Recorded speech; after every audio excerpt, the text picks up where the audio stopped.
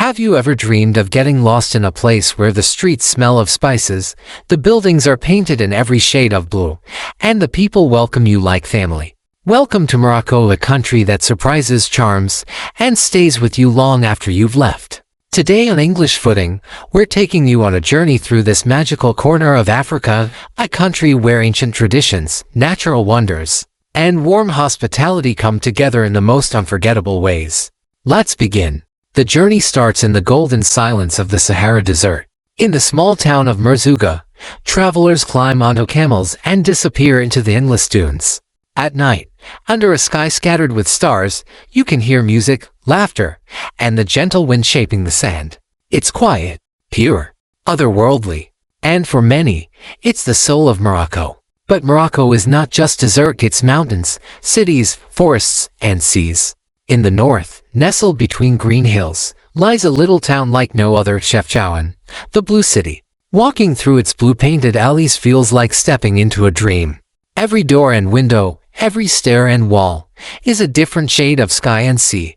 Artists, photographers, and travelers come here not just for the views, but for the feeling. From Chefchaouen, the road leads to the imperial cities, each one carrying centuries of history. Fez, where time seems frozen in its medieval Medina. Marrakesh, where snake charmers and storytellers still gather in the famous square of Jemaa el-Fnaa. Mecca, with its grand gates and quiet charm. And Rabat, the capital, where tradition and modern life blend smoothly. In these cities, homes don't shout for attention, they whisper. A simple door on a dusty street might open into a riad, a traditional Moroccan house built around a peaceful garden. Inside, the air is cooler, the walls are covered in hand-painted tiles, and the fountain in the middle sings a quiet song. Riads are not just buildings, they are sanctuaries. As you walk through Morocco, your ears become your guide. Arabic, French, Amazigh, the Berber language, and more recently, English all blend together like a musical conversation. In the markets, known as souks, sellers call out in multiple languages, inviting you to try saffron, leather bags, handmade carpets, or fresh dates. There's a rhythm to it, a dance of voices and colors. And then there's the food.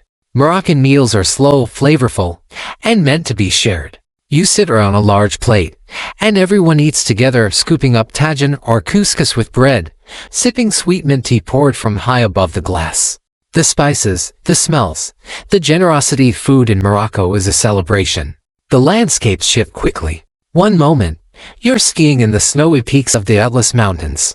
A few hours later, you're surfing on the Atlantic coast in Agadir.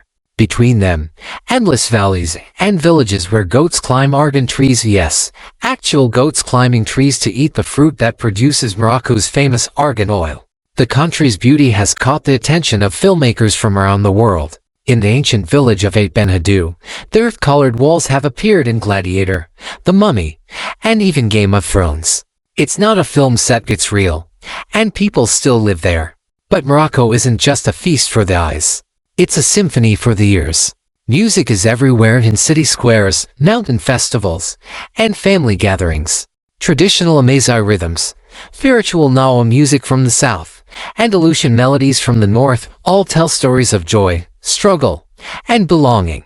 Throughout the year, festivals light up the calendar. In Essaoura, the Noel World Music Festival brings together musicians from every corner of the globe.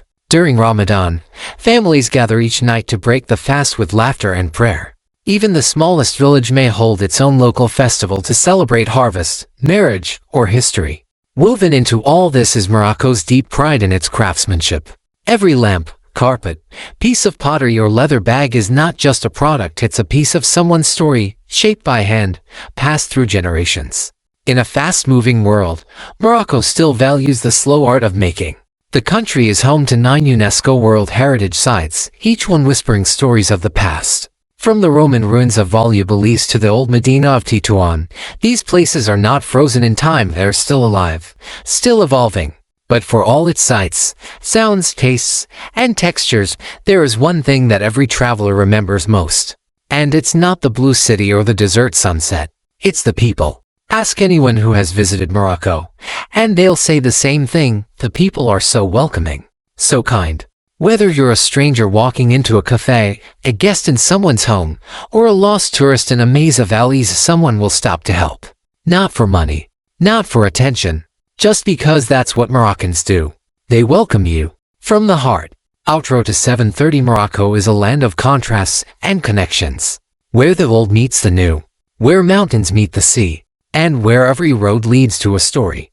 If you've never been, maybe now's the time to add Morocco to your dream list. And if you have been, well, you know, it's a place that never really leaves you. Thank you for joining us on English Footing. If this journey inspired you, leave a comment, like the video, and subscribe for more stories from around the world, all in English, all with heart. See you in the next adventure.